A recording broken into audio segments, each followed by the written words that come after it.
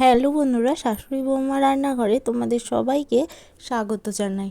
আশা করছি তোমরা সবাই ভালো আছো। তো আমরাও খুব খুব ভালো আছি।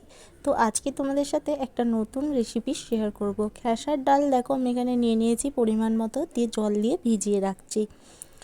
তো তারপরে এখানে দেখো বন্ধুরা, একটা ঘটনা ঘটে গেছে। শিলটা কিছুক্ষণ আগে কিন্তু আমি মশলা বেটেছিলাম, তারপরে কিভাবে যে চিড় খেয়ে শিলটা ভেঙে গেল সেটাই বুঝতে পারছি না। তো দেখো এখন এই ভাঙা শিলেতেই মশলা বাটতে হবে, কিছু করার নেই। তো দেখো ডালটাকে সবার প্রথমে বেটে নিয়ে তারপর এখানে লবণ আর লঙ্কাটাকে ভালো করে বেটে নিলাম। এরপরে দেখো সবটা ভালো করে মিক্সড করে নিয়ে একটা বাটিতে তুলে নিলাম। তো আজকের আমার রেসিপিটা বলতে তোমাদের ভুলেই গেলাম। আজকে হচ্ছে খেসার ডালের বড়া দিয়ে ঝিঙে দিয়ে আর কি টক। তো দেখো এখানে আমি একটা ঝিঙে নিয়ে নিয়েছি, ঝিঙেটার চোখলা ছাড়িয়ে নেবো। তো তোমরা কিন্তু তোমাদের পরিমাণ মতো ঝিঙে নেবে। আমি এখানে দেখো ঝিঙেটাকে এরকম সরু সরু করে পিস করে কেটে নেবো যাতে তাড়াতাড়ি সিদ্ধ হয়ে যায়। তো এখানে আমার ঝিঙেটা কাটা হয়ে গেলে আমি জল দিয়ে পরিষ্কার করে কিন্তু ধুয়ে নেবো। তো ধোয়া হয়ে গেছে, একটা পাত্রে তুলে নিয়েছি। এবার গ্যাস দিলে কড়া বসিয়ে দেবো। কড়া গরম হয়ে গেলে দেখো এখানে তেল দিয়ে দিচ্ছি পরিমাণ মতো, দিয়ে দিচ্ছি 5 ফোড়ন আর 2টো চেরা শুকনো লঙ্কা দিয়ে তারপরে এখানে দিয়ে দিচ্ছি ঝিঙেটা, দিয়ে স্বাদ মতো লবণ আর হলুদ দিয়ে ভালো করে নেড়ে চেড়ে ভেজে নিতে হবে। তারপরে দেখো পেঁয়াজ কুচি দিয়ে দিলাম, দিয়ে কিছুক্ষণের জন্য ঢেকে দেবো।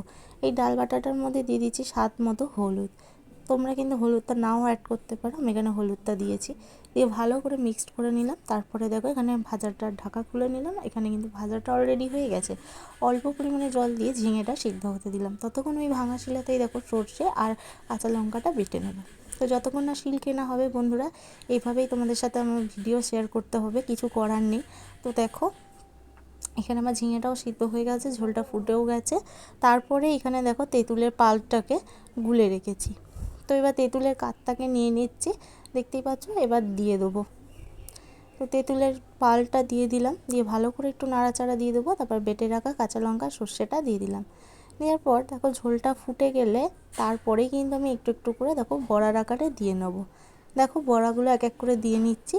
তো এবার জোরে ফ্লেম দিয়ে ফোটাতে হবে যাতে বড়াগুলো সিদ্ধ হয়ে যায়, নয়তো ভেঙে যাবে। তো দেখছো একদম টকবগিয়ে ফুটছে। তো আজকের আমার রেসিপিটা কিন্তু আমি এইভাবেই তৈরি করে ফেললাম।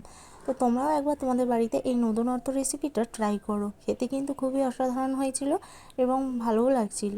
তো গরমের সময় একটু টক খেতে সবারই ইচ্ছে হয়, তো তোমরা দেখতেই পাচ্ছ। তো আজকের রেসিপিটা আমার কেমন লাগলো, যদি ভালো লেগে থাকে চ্যানেলটিকে সাবস্ক্রাইব করে পাশে থাকা বেল আইকনটিকে প্রেস করে দাও।